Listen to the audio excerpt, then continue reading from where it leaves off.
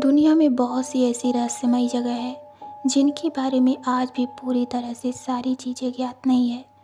कहते हैं कि अमेरिका के एरिया 51 का क्या राज है, यह भी कोई नहीं जानता। हम्पी के कुछ प्राचीन मीनारों पर बनी नक्काशी और वहाँ रखी वस्तुओं का क्या राज है, यह भी कोई नहीं जानता। ऐसे कितने ही राज इस दुनिया में दफन है, पर वैसे भी हर राज जानना जरूरी भी तो नहीं होता, खासकर तब जब राज प्राचीन सभ्यताओं से संबंध रखता हो। कहते हैं कि कुछ चीज़ों को छूने से या पाने से साफ मनहूसियत और न जाने क्या क्या आपके जीवन में प्रवेश कर सकता है। ठीक वैसे ही जैसे दिया के जीवन में प्रवेश कर चुकी थी। डुमना जबलपुर शहर का छोटा सा कस्बा जो अपनी हरियाली और नेचर पार्क के लिए प्रसिद्ध है। दिया उस शाम स्कूल से लौटते हुए लेट हो गई थी। सारे बच्चे घर जा चुके थे। आज अंधेरा कुछ जल्दी ही हो गया था और उस पर वह सुनसान सड़क। दिया के दिल की धड़कनें तेज हो रही थी और होती भी क्यों ना, उसे बार बार ऐसा लग रहा था मानो कोई बहुत बड़ा बरगद का पेड़ उसके साथ साथ चल रहा हो। क्या सिर्फ मेरा वहम है या इस पर वाकई वह पेड़ मेरे बाजू में है और उसमें से फांसी का फंदा निकल रहा है? नहीं नहीं, ऐसा नहीं हो सकता। सामने देखती जा दिया, ध्यान मत दे आसपास। पर दिया का मन नहीं मान रहा था। उसने आखिर पलटकर देख ही लिया और देखते ही उसके रोंगटे खड़े हो गए, क्योंकि अब उस पेड़ पर सिर्फ फांसी के फंदे ही नहीं, उस पर 24 लाशें भी लटकी हुई थी। दिया उल्टी मुड़ी और अपना स्कूल बैग पकड़कर दौड़ने लगी। वो चीख रही थी, लेकिन आसपास कोई नहीं था उसकी आवाज़ सुनने के लिए, और उसके पीछे वो सारी 24 लाशें भी पेड़ से कूद पड़ी थी और उसका पीछा कर रही थी। नहीं नहीं, प्लीज़ मुझे छोड़ दो, नहीं। और अगले ही पल सारी लाशें उसको चारों तरफ से घेर कर खड़ी थी। मुझे छोड़ दो, मैंने ऐसा क्या किया है, माफ़ कर दो मुझे। सब गायब हो गए। दिया सोचने लगी क्या वो मेरा वहम था, और दिया को ये बात तुरंत समझ में आ गई। अचानक ज़मीन से उन 24 लाशों के हाथ बाहर निकलने लगे। दिया चीखने लगी और पलक झपकते ही उन हाथों ने दिया को उठा लिया था और उसे ज़मीन के अंदर खींच लिया गया।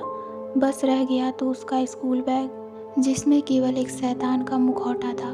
बस वही रहस्यमय रह गया था इस पूरे घटनाक्रम का, कि किस तरह दिया को नर्क ले गई थी 24 लाशें।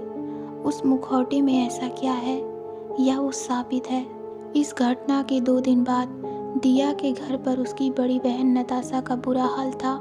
उसके कॉलेज के दोस्त तान्या, साहिल, करीना और विशाल उससे मिलने आए थे। नताशा अपने दोस्तों से बोलती है, 2 दिन हो गए हैं, मम्मी बहुत परेशान है, पापा भी दूर से वापस आ रहे हैं, पुलिस में मिसिंग की कंप्लेन भी लिखवा दी है, पर कुछ नहीं पता चल रहा है। तभी नताशा का एक दोस्त बोलता है, नताशा तुम कह रही थी कि दिया के स्कूल से वापस आने वाले रास्ते पर तुझे एक सोने का मुखौटा और उसका स्कूल बैग मिला था। यह लेटर उसी बैग में से मिला था ना? इसमें कोई मैसेज तो नहीं लिखा है उसने? नहीं, यह लेटर दिया का नहीं है, किसी बस ड्राइवर मनोज का है। मनोज ने इस लेटर में किसी मनहूस चीज़ से बचने की सलाह दी है, पर वह चीज़ क्या है यह कुछ साफ समझ नहीं आ रहा है। कहीं बस ड्राइवर दिया का किडनैप तो नहीं करके ले गया? इस नाम का कोई ड्राइवर इसके स्कूल की बस चलाता है क्या? नताशा बोलती है, नहीं तो। यह लेटर 1995 में लिखा हुआ है। लेटर के अंत में ड्राइवर ने डेट लिखी हुई है। मैंने स्कूल में पता किया, पर इस नाम का कोई ड्राइवर इनके स्कूल में काम नहीं करता है। तू चिंता मत कर नताशा, मेरे पहचान में एक अंकल पुलिस में है, मैं उनसे बात करती हूँ। वैसे ये बक्सा भी उसके स्कूल बैग में ही मिला था ना? यह तो बहुत ही प्राचीन लग रहा है, इस मुखौटे के ही नाप का बना हुआ है। हाँ, इस मुखौटे को इसी बक्से में डाल देते हैं, इसको बाद में देखते हैं, पहले तो दिया को ढूंढना जरूरी है। डोंट वरी नताशा, इस जंग में हम सब तेरे साथ हैं, हम सब मिलकर जल्दी ही रास्ता ढूंढ लेंगे। सब नताशा को सत्वाना देते जा रहे थे, पर नताशा के मन में बढ़ रहे तूफान को रोकना किसी के बस में नहीं था। थोड़ी देर बाद सब वहाँ से चले गए। दिया तू कहाँ है रे? तेरी बड़ी बहन नताशा बहुत परेशान हो रही है, मेरी प्यारी बच्ची थी तू तो, वापस आ जा दिया, वापस आ जा, मम्मी की भी बुरी हालत हो रखी है, 2 रातों से सोई नहीं है। नताशा अपनी माँ के कमरे में जाती है। माँ, मेरे दोस्त चले गए, वो सब भी दिया को ढूंढने में हमारी मदद करेंगे। तू परेशान मत हो माँ, दिया जहाँ कहीं भी होगी हम उसे ज़रूर ढूंढ निकालेंगे। नताशा, तू नहीं समझेगी, मुझे बहुत डर लग रहा है।